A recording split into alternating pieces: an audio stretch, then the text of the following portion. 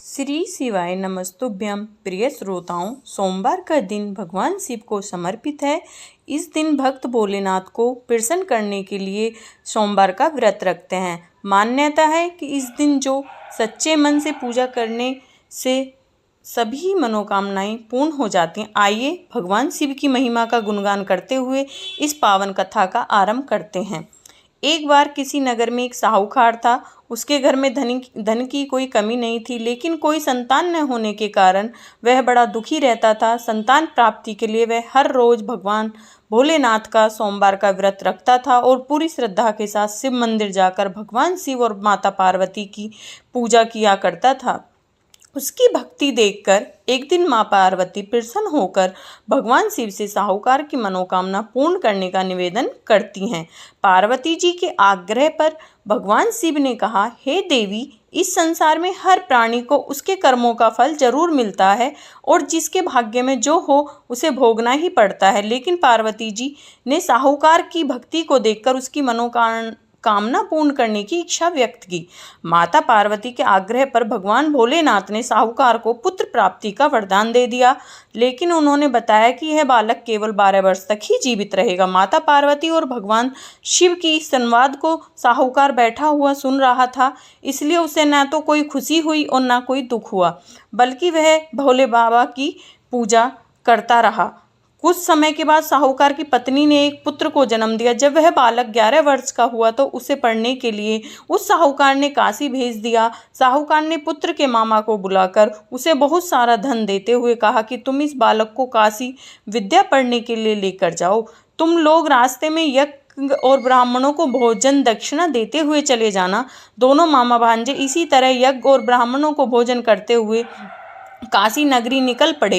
इस दौरान रात में एक नगर पड़ा जहां नगर के राजा की कन्या का विवाह था, लेकिन जिस राजकुमार से उसका विवाह होने वाला था वह एक आंख से काना था। राजकुमार के पिता ने अपने पुत्र के काना होने की बात को छुपाने के लिए क्यों ना उस साहूकार के पुत्र को दूल्हा बनाकर राजकुमारी से विवाह करा दूं और विवाह के बाद उसको धन देकर विदा कर दूं और राजकुमारी को अपने नगर ले जाएगा। लड़के को दूल्हे के वस्त्र पहनाकर राजकुमारी से विवाह करा दिया गया। साहूकार का ईमानदार पुत्र उसे यह बात सही नहीं लगी, इसलिए उसने अवसर पाकर राजकुमारी के दुपट्टे पर लिख दिया कि तुम्हारा विवाह मेरे साथ हुआ है, लेकिन जिस राजकुमार के संग तुम्हें भेजा जाएगा वह एक आंख से काना है। मैं तो काशी विद्या पढ़ने जा रहा हूँ। जब राजकुमारी ने चुन्नी पर लिखी बातें पढ़ी तो उसने अपने माता पिता को यह बात बताई।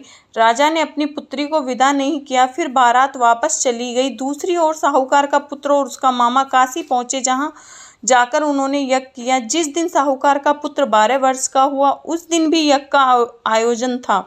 लड़के ने अपने मामा से कहा कि मेरी तबीयत कुछ ठीक नहीं है। मामा ने कहा तुम अंदर जाकर आराम कर लो। भगवान शिव के वरदान अनुसार कुछ ही देर में उस बालक के प्राण निकल गए। मृत भांजे को देखकर उसकी मामा ने विलाप करना शुरू कर दिया। संयोगवश उसी समय भगवान शिव और माता पार्वती उधर से जा रहे थे। पार्वती ने भोलेनाथ से कहा, स्वामी, मुझे इसके रोने का स्वर सहन नहीं हो पा रहा। आप कृपया इस व्यक्ति के कष्ट को अवश्य दूर कीजिए। जब भगवान शिव मृत बालक के समीप गए तो वह बोले कि यह उसी साहूकार का पुत्र है जो 12 वर्ष की आयु का वरदान दिया था। अब आज इसकी आयु पूरी हो चुकी है। लेकिन मातृभाव से विभोर माता पार्वती जी कहने लगी, हे महादेव, आप इस बालक को और आयु देने की कृपा करें, नहीं तो इसके वियोग में इसके माता पिता भी तड़प तड़प कर मर जाएंगे। माँ पार्वती के बार बार आग्रह करने पर भगवान शिव ने उस लड़के को जीवित होने का वरदान दे दिया। शिव जी की कृपा से वह लड़का जीवित हो गया। शिक्षा पूरी करके लड़का मामा के साथ अपने नगर की ओर वापस चल पड़ा। दोनों चलते ही उसी नगर में पहुंचे जहां उसका विवाह हुआ था। उस नगर में उन्होंने यज्ञ का आयोजन किया। उस लड़के के ससुर ने उसे पहचान लिया और महल में ले जाकर उसकी खूब खातिरदारी की। अपनी पुत्री को धूमधाम से विदा कर दिया। उधर साहूकार और उसकी पत्नी भूखे प्यासे रहकर अपने बेटे की प्रतीक्षा कर रहे थे। उन्होंने प्रण कर रखा था कि अगर उन्हें अपने बेटे की मृत्यु का समाचार मिला तो वह भी प्राण त्याग देंगे, परंतु अपने बेटे के जीवित होने का समाचार पाकर वे बेहद प्रसन्न हुए। उसी रात भगवान शिव ने साहूकार को सपने में आकर कहा, हे साहूकार, मैंने तेरे सोमवार के व्रत करने का और व्रत कथा सुनने से प्रसन्न होकर तेरे पुत्र को लंबी आयु प्रदान की है। इसी प्रकार जो कोई सोमवार व्रत करता है या कथा सुनता है या पढ़ता है, उसके सभी दुख दूर होते हैं और सभी मनोकामनाएं पूर्ण होती हैं। सभी प्रेम से बोलिए, बोले शंकर भगवान की जय। ओम नमः पार्वती पते हर हर महादेव।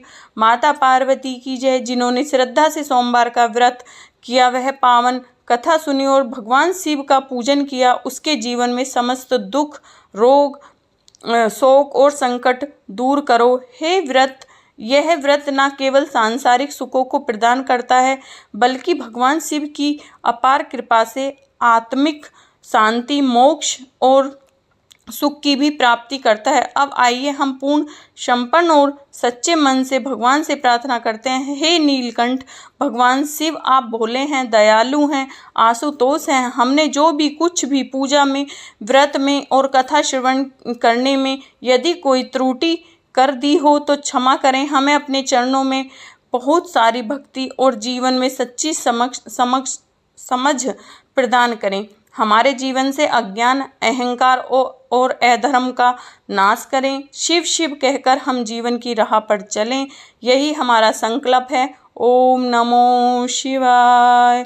सोमवार व्रत की महिमा का अमोघ है। जो भक्त सच्चे मन से इसका पालन करते हैं, उसके जीवन में धन, वैभव, संतान सुख, व्यवहारिक सुख और सभी मनोरथों की पूर्ति निश्चित होती है। एक